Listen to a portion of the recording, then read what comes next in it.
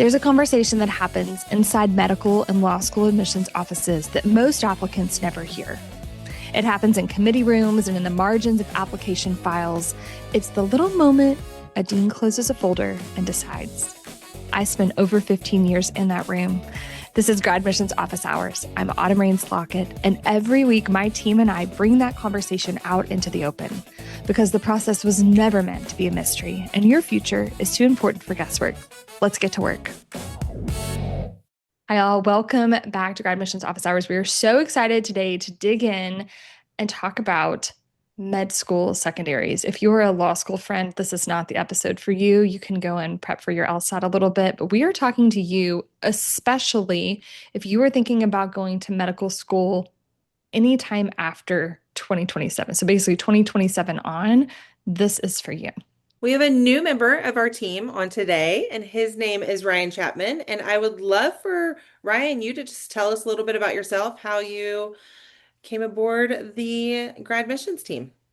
Yeah, hey, glad to be aboard. I would consider myself a long-term recruit in Autumn's Grandmaster vision because we have crossed paths through Autumn's husband, who we started playing soccer together years and years ago. I don't want to this is the first time I feel like that's actually dating myself, which is a new phase of life. So don't love that. But I come from the sports world. I am a sports writer. I help run Oklahoma Sooners on SI, which is the Sports Illustrated Oklahoma affiliate, which we're one of the biggest college sites in the network in terms toot toot in the country. Ryan toots his own horn. Oh, listen, it's stressful and the hours are long, and sometimes it's really fun. No, it's a ton of fun. And so yeah, I'm someone that has spent a lot of time writing, a lot of time editing in a very different world. But as it turns out, and I think as we'll probably explore, it's a better fit than even I thought it would be when Autumn kind of explained this to me. And I knew it'd be perfect. Yeah, she knew.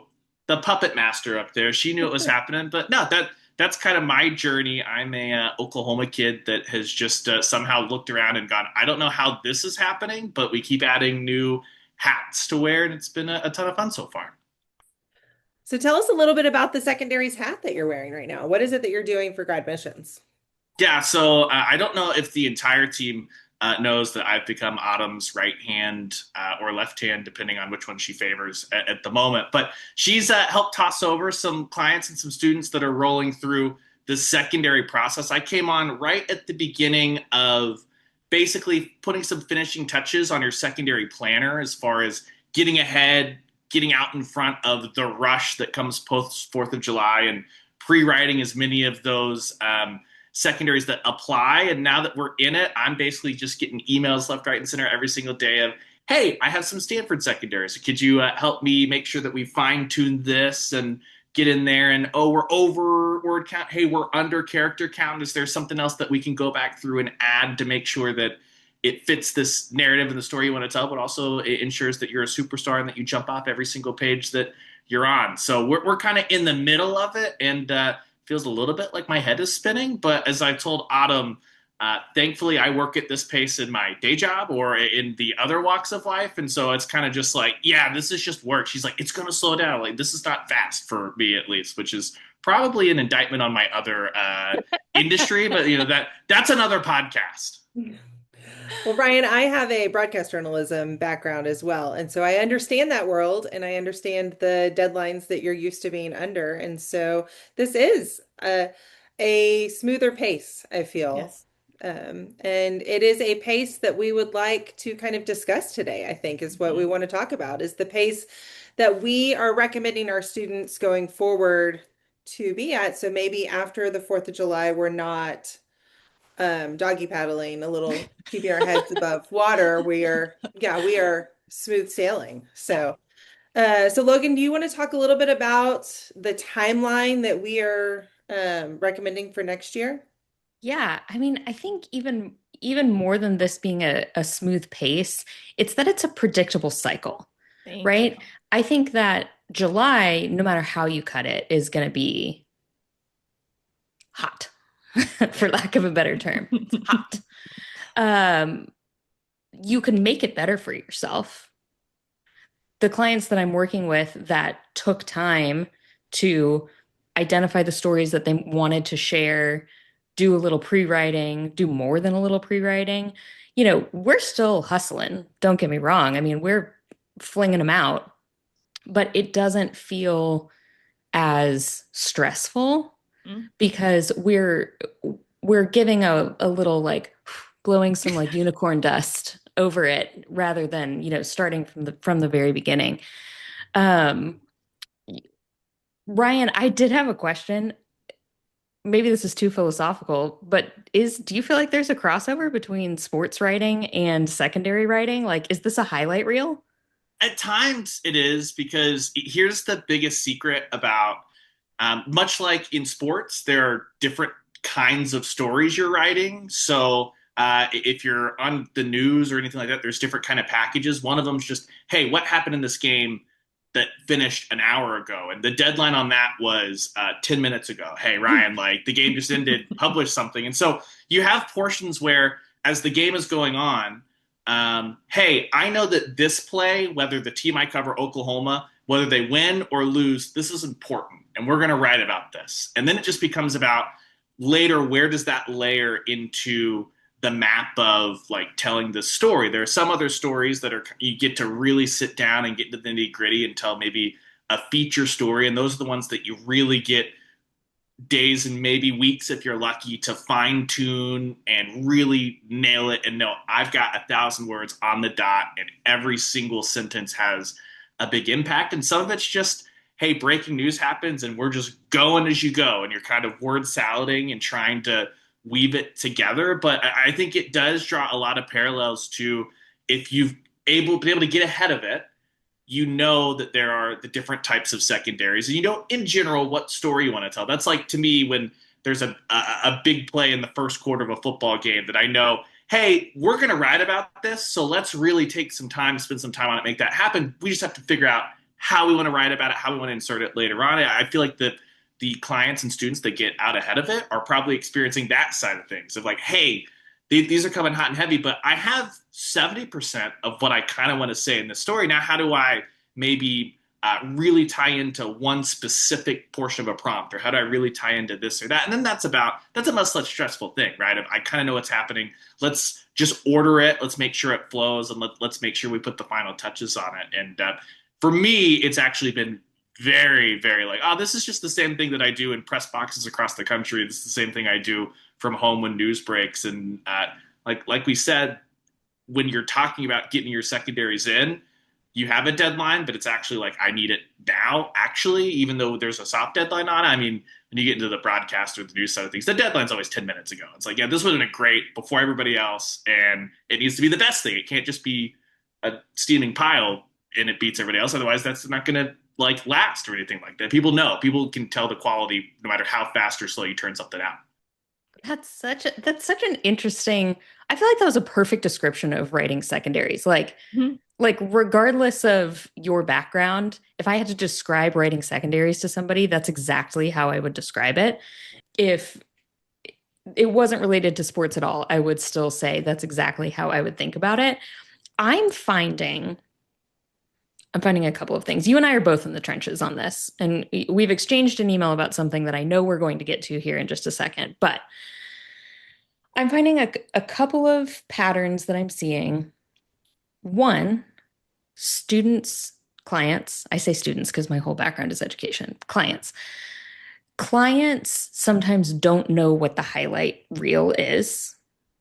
Like, they are struggling to identify what are the important things, or perhaps we have different opinions on what the important things are, which it's their story. They should pick what the important things are. But sometimes we can see it through another viewpoint, and it's like, really? You're not going to talk about this thing in this scenario? So that's one that I see all the time. And then the other thing that I'm seeing is, even if you know what it is that you want to share, sometimes I find that clients have a hard time getting to the root of what is the prompt asking. And so they're so desperate is maybe a little bit of, a harsh word to use, but they're so panicked or so desperate to get the story out that they just toss the story out there without really considering what is the prompt asking us here. And then they're just hoping that they can razzle dazzle them enough in the writing that the school isn't really going to go back and say, okay, hold on, did they actually answer the prompt? Are you seeing that in what you're reading?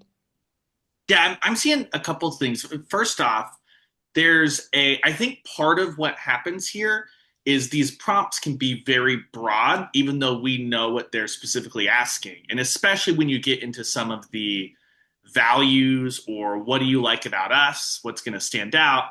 And you can list 7 values and you can do a sentence on this value and a sentence on that value. And then by the end of it, we get to it's thorough. These are the skills that are going to make you a fantastic doctor, right? But they don't make you a fantastic essay writer in this moment. It's okay to say that. Yes.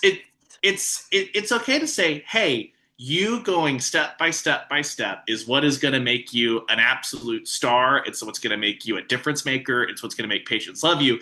It's not going to let us get to know you I would rather you tell one awesome in-depth story than summarize 6 things. And then we're sitting here going, we've got 4 characters left. What do you, and I know that they're all really, really important things and they're what makes you you, but it's also we will find somewhere else to tell this story and we'll give it the proper depth as well. And because of that, I think that maybe I almost find it to be, Logan, out of a fear of not answering the question that you're throwing so much stuff out there, which is great. This is where I think that you've answered the question with this or this. Let's pick one and really expand that. And then we can go answer another question with your other great experience. Yes. Honestly, that's such an empathetic way to put it as well, that it's out of fear of not answering the question, which also addresses something that absolutely drives me crazy. And I think we should have a moment of silence for including this in an essay, which is restating the prompt as your first sentence. This is not the Miss America pageant. No.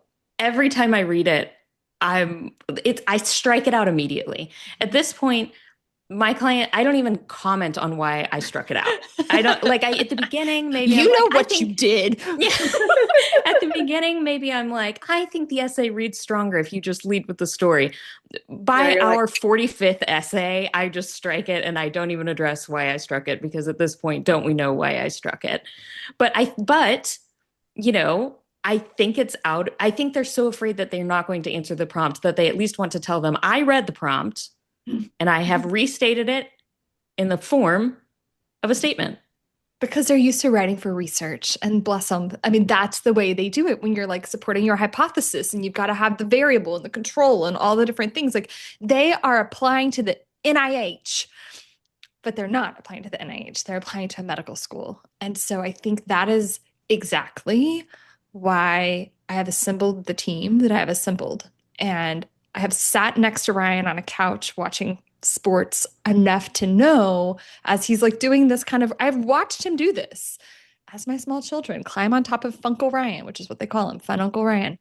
And I've seen him do this. And that's why this little brain idea to have him come in. We've already had some clients' parents be like, he doesn't have a medical background. And I'm like, do you want a neurologist writing your essay? No. Seriously? No. I don't. If I'm applying to medical school, I want a combo of Logan and Ryan working on my secondaries, because that is the power play right there. And if it's important to you to have a doctor write your essays, then go on with yourself and have that fun time. You're not going to get the kind of results that we get.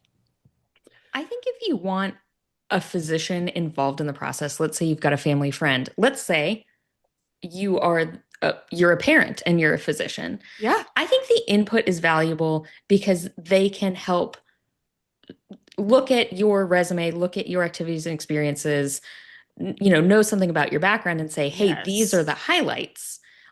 We like to see this type of thing because here's how it translates into a clinical setting. Valuable information. If you have someone in your life that has that background, that is valuable. Writing about it, not so helpful. Right. It also, I think that it's a weird spot too, where the stuff that I look at and go, hey, I'm blessed that in my family, I'm surrounded by doctors of all kinds and all walks of life. One of my best friends has actually gone through the GradMissions process as well. So I saw what it looks like from the student side. I know what it looks like from the provider side, from all that stuff. I also can sit down, and something that I feel like is actually maybe one of my strengths not coming from that is I sit here and go, hey, people like me are not reading every single one of these, which is actually a good thing because I'm going to go, I look at this sentence and go, I can recognize that's it. That's a outstanding achievement or a research or something like that. That's an incredible experience. Tell me about the experience because you can throw all the medical terms and while you may spend half of your paragraph explaining this process and explaining the research process, guess what? Everyone also understands what's going through because they've been through that as well. They don't need to know that. They want to know more about you. If I've spent 20% of my secondary writing about not the challenges I face, but the actual nuts and bolts of a research process, that's again fantastic. It's what's going to make you very, very good in your career. And it's what's going to make you thorough. It does not make for an intriguing essay, especially if the person reading it starts to go, yes, I know how this is set up. I'm just going to start skimming. And maybe they miss where you drop in a personal detail. That's where I think it kind of becomes a, hey, do we know this already? If we know this already, let's pivot to you because you're the star and your research is part of that. Your clinical experience is part of that. But everything needs to be coming back to you. And what am I learning? I'm learning about you. Because if I want to go read your research, it's going to be incredible and be blown away, but I'll go read your research that we know that that's out there and that's been published. That's right. Telling the story of the applicant, and that's what the admissions team wants to know. They want to know the story, what makes you different, and that's why our team, I think, is so valuable. I was talking to one of our clients that is about to, I had an offboarding call with her today, and that is exactly what she said was the value of GradMissions, was she came with all of her information, but she had no idea how to put it on paper. And she said the writing far exceeded her goals and what she thought it was going to be. And she was so proud of the way her story was told and how we helped her with that. And so I just think everyone has similar stories, but you all have a unique part to your story. And that's what you need to find is your unique part that sets you apart from everyone else, that shows why you're the reason you're the student that needs to be admitted over someone else who has, like you said, the same honors, the same research, but what got you there? Yeah. What got you through it? Yeah. How did you do it? So telling your unique story is so important. And I love that our team is able to do that. Yeah, absolutely. And there's a reason why we strategically assign certain meditors. We call them med editors. Meditors is this like word sandwich that I've created. Our meditors, we have lots of different kinds of meditors, and Logan and I are always perfecting our like meditor assigning process and making sure that we're matching you. Like if you are really strong in this kind of writing, we're going to put you with a meditor who has this kind of background. And then we're really strategic about that. And, I'm meeting with them very frequently, the applicant, as we're talking through their story. And we're saying like, okay, this is this kind of story. And the thing that a lot of you may not realize about secondaries is that it is pre-interview work. The secondary is your first mock interview. It's just slowed down because you get to write and process it. And so part of this work is also deciding how to answer a question. And Logan, you touched on this earlier, that sometimes there's a real disconnect with what that question is asking and the way you're responding to it. And so our work is to tighten that up. And by the time you get into an interview, you've gotten really good at telling these stories. And I think if it's a hard story to tell too, then you have worked through, you've processed the story. And so when the mock interview or the actual interview happens, you're able to tell your story with confidence and with ease and without maybe an emotional side that could be there otherwise. Mm-hmm. Totally agree. And let's talk about what doesn't help that process. Okay. Writing with AI. Oh. Writing with AI does not help you figure out what stories are important and how to tell them.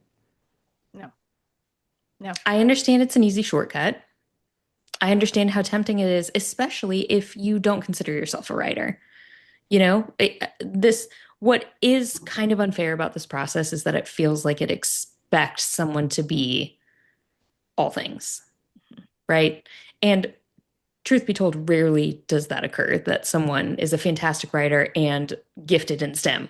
Those things don't always go together. They are, in fact, different sides of the brain.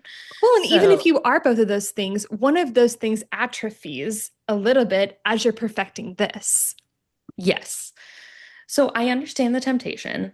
And for our GradMissions clients, I'm going to tell you not to use AI. We can get into that later. Students or clients who, I guess, people applying to med school who are not going to use GradMissions, if you are going to use AI, there are things that I think you need to be aware of. And I'm not even talking about the nitty-gritty flags for AI, right? Like RIP to the M dash. If you have 4 colons in your essay, I know you did not use 4 colons. Like it's I not know that this. that was it's this. Yeah, like I know that that was not your instinct. So I'm not even talking about those things. If you write with AI, it will not capture the details of your story in a way that comes across as authentic. It also kind of robs you of the opportunity to think about those details. And I think if you write with AI and write with AI in the most basic form, the way it's going to respond to these prompts is going to be philosophical, right? It's going to scavenge the internet for what we think about health and equity.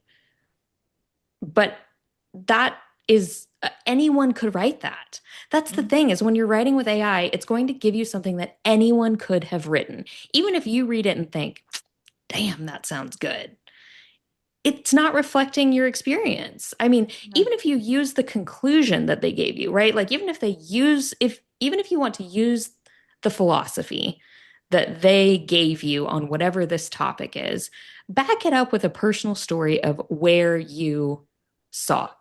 That's right. In your words. Yes. Because if you don't, someone else may be turning in almost the exact same essay. Literally. Thoughts on AI, Ryan? And here's the other, this is from more like a writing side of it. I do understand if you come at this from a place of, I know the value of doing the work and what it does to help you in your interviews along the way and things like that. But maybe you just have I believe I am not an awesome writer. And if this can help me along the way, well, let's go to the creative writing world. My lane for a second, our lane, Morgan, for a second is, so you're used to, through school, there's MLA, there's APA, Chicago, all this stuff. Well, in journalism, we get taught, it's called AP style. It's a very specific, hey, if you're listing the event of something, it goes in this specific order. Hey, this is how you have to write this. We would prefer your sentences to be between 15 and 20 words, max 3 sentences a paragraph. Like it's a very restrictive, machine-like, this is how you write because it wants to be uniform across the board. And you know what? The best writers, as they get further and further and more confident, they start to throw the rules out the window and it becomes style and voice. And that's how you actually survive. And for like columnists who are giving opinions on things, if you were to read through a column and we take it to a classroom, we would say, well, this is technically wrong and this is wrong and this is wrong. But it takes away that I know that Morgan wrote that and that this is her point of view and that this is how you can pick it up, and I can pick up my favorite writers, and you can wipe away the who is this by, and I could probably tell you. I think Dan Levitard probably wrote this back when he actually wrote instead of just doing podcasting and things like that. That is actually an asset to you once you get into a process of think about it from the other side of it. Is you want to tell your story, but you also know that how many applications a day do you think are being combed over by every single administrator that picks up and is going, hey, okay, let's dive through. I'm going to tell myself we're doing this for 4 hours today. And what you might not feel like, hey, this is not going to win a creative writing award, can actually work in your favor because it's uniquely you, especially if you're right. Do you want to like have, tenses that don't line up? No, like let's do the basic things and we'll make sure that you're doing that. But that's where it almost becomes so perfect it's sanitized, and that's why I think Yes. people can tell AI versus human. And I would rather you be slightly incorrect on something but tell a real story, or I get a piece of you, or I see how your brain works. That in itself is almost as valuable as what's actually on the page. And why are we doing this horrible process, by the way? This horrible secondary writing process, if not to tell them something specific about yourself. Yeah. They didn't really ask the question. It's not an exam, right? They are not looking for a correct answer. They are asking because they want to find out more about you to decide if you fit into the community that they are trying to build. So tell them something about who you are so that they can suss out if this is the type of applicant we want to admit to our medical school. Yes. I don't have anything to add because that's exactly it. That's what we're looking for, as someone who sat on the other side of the desk reading these and like banged my head into the wall. And this was before really people were using AI as much, but you could tell when something had been through 17 different editors and was just so sterile, like you said. And in an interview, a postmortem of an interview. So how this works is schools read your primary. If they like it, they send you a secondary. If they like that, you get an invite to interview. If you get the invite to interview, then you have the interview. And after the interview, your interviewers sit in a room. And the people who interviewed you, sometimes it's a Zoom room, have to basically defend you like a thesis to the rest of the admissions committee and say yes or no why we should admit this person. And so a lot of times what they're doing is they have your application open and they're looking back and they're like, okay, well, wow, they were so charismatic and alive. And let me back that up. And oh, let me double check like what they said about this. And then they look at your secondary writing and it doesn't sound like you, or it sometimes even says something completely different than what you said in your interview, because it's just you're providing an oracle for them to be able to defend you. And if you haven't done the hard work, then you may say something that's incongruous with that in your interview, and then you've sunk yourself. And on the flip side of that, Autumn, when you get to that process, if you are a school that says, hey, here are 6 possible secondary prompts, I want you to pick 2 and answer it. Do you know all 6 of those prompts like the back of your hand by the time you've gotten to the end of this? So Yes. I don't want to speak for you, but what I assume is you don't need that regurgitated in the first paragraph or in the final No. paragraph. No. You know what it's being asked. That's why if you're having trouble with, hey, I feel like I have, and it's also something that kind of flags for AI too, is if you're just restating the prompt in the top of it, the most often the clients that have flagged the most are not because the actual response is written by AI. It feels like it's organized by AI because it starts and ends with it. If that's a problem that you're having, just take a step back. Don't write the prompt in your first sentence or your last sentence. And what I always do is go through and highlight to me where you feel like if it's a values question, highlight your values. Show me in this response. If it's there, I don't need you to say, I value respect, because you've shown it to me. Highlight it. That's right. If you're worried about it's a 2-parter, okay, go in yellow and highlight one thing and go in a green and highlight the other thing. And if I see 2 different things where you felt like you answered it, you've answered it, and we've saved, if it's a word count, we've probably saved 10 or 15 words on the front end and the back end. If it's character count, it's even more. Like, why am I going to spend my time telling you something that Autumn has already memorized because she knows what her application says? That's right.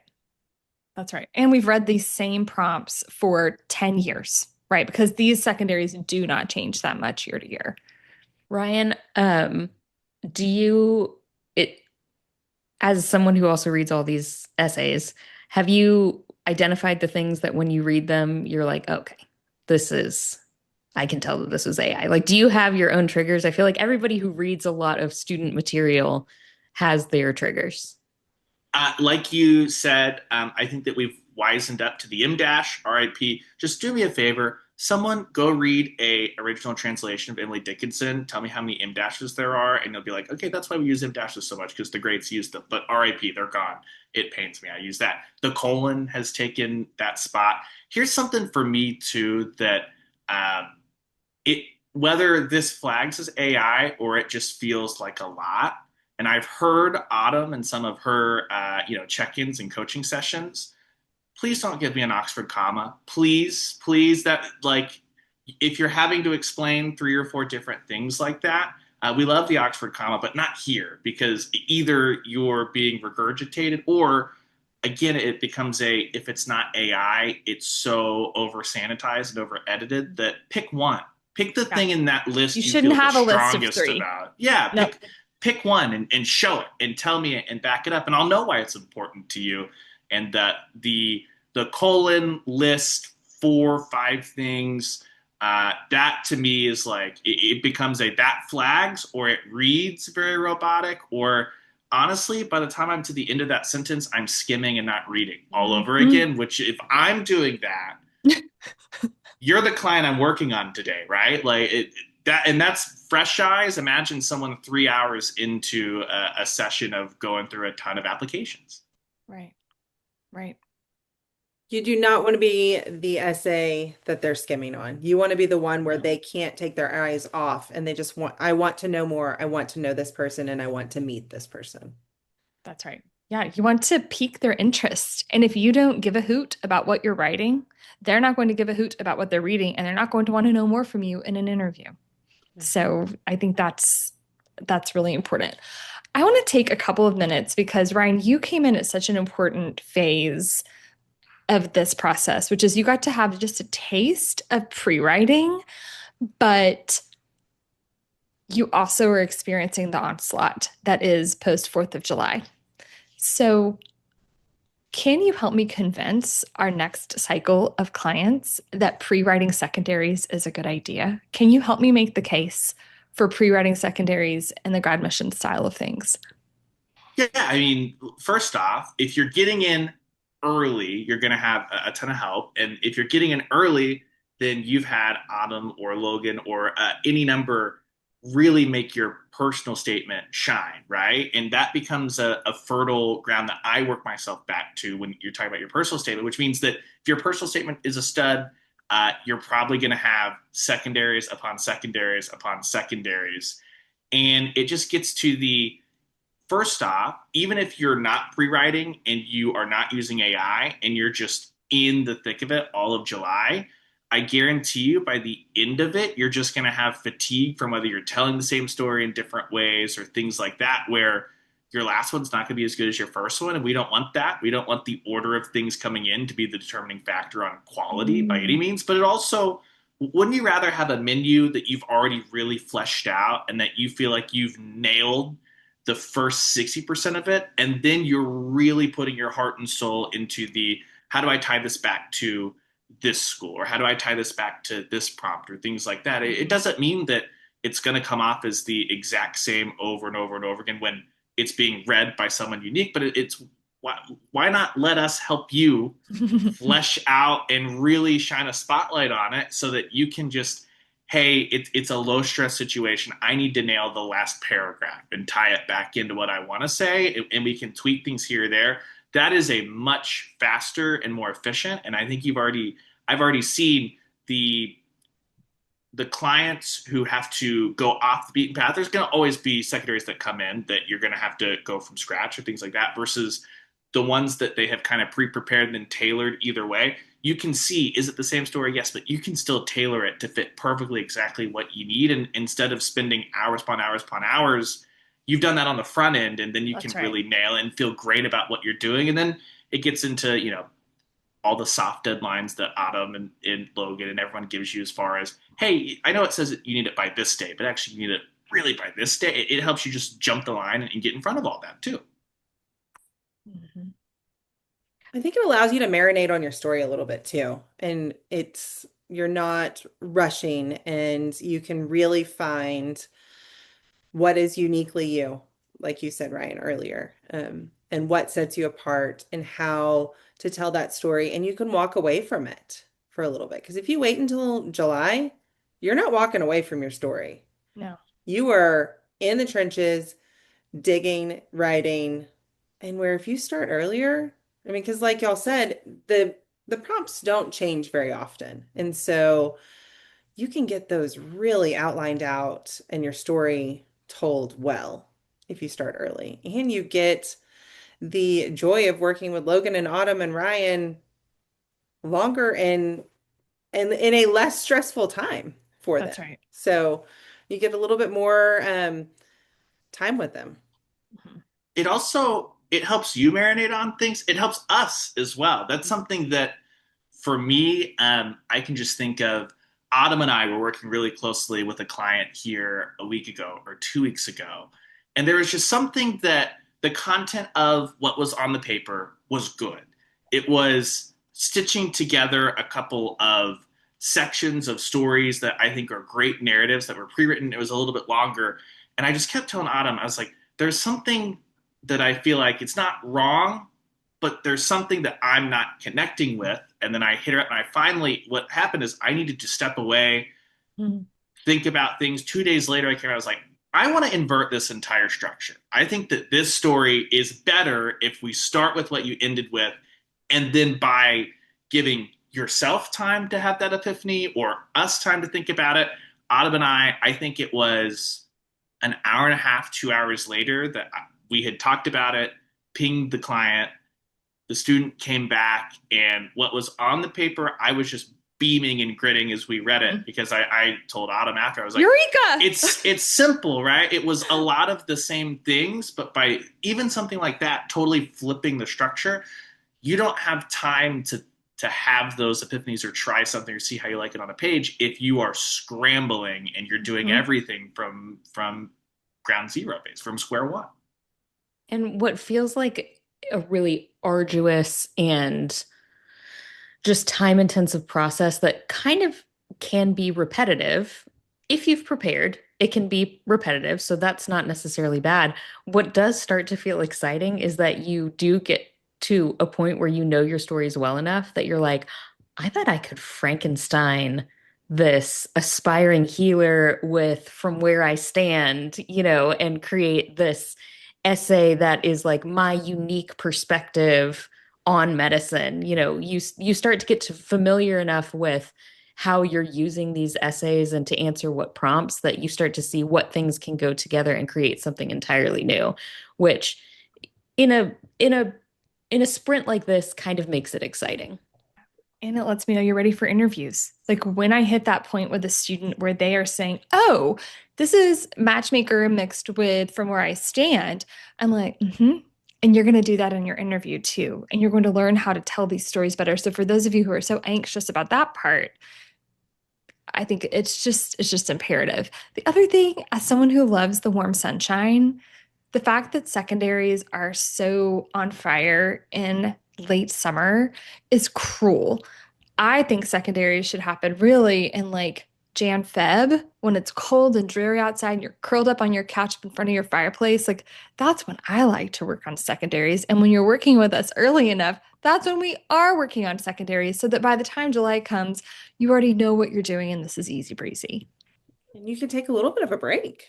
Maybe Yes. you can actually go enjoy that warm sunshine. You can go to the lake. You can go to To the beach Europe. for a little bit. Yes, because you need to do that before you go to med school. That's right. That's right. At some Parting point, word. I was going to say, at some point, it's going to be repetitive. I don't want to be, Mhm. lie about the process. Would you rather it be repetitive in March than be repetitive when things are live in July? That's right. Mhm. That's right. Yeah, it just gives you more time to finesse it. So, all of that to say, if we haven't shown you in our previous two episodes we did on secondaries, let part three show you that this is an intense process. And I think there is a reason why every single med school in this country has 50 to 400 students on their list who submitted their primaries but never submitted their secondaries, right? This is the wasteland of med school applications. And I understand it is intense. It is hard on all of us. We are all in a Meditor group text I was giving pep talks all weekend to our Meditors because we feel it. We are in here with you. We have this albatross on our shoulders along with you, but it doesn't have to be as hard as some of you are making it. And we are here to see you through it. We understand, we see you, and it is so worth it in the end. You can do this. If you are interested in learning more about the secondary process, if you submitted your primaries and you're struggling through secondaries, we have an essay lab that could be a good fit for you. You can also reach out to me, autumn@gradmissions.org, to book a free inquiry call and see if this might be a good fit for your med school career ahead. Thanks, y'all. Bye.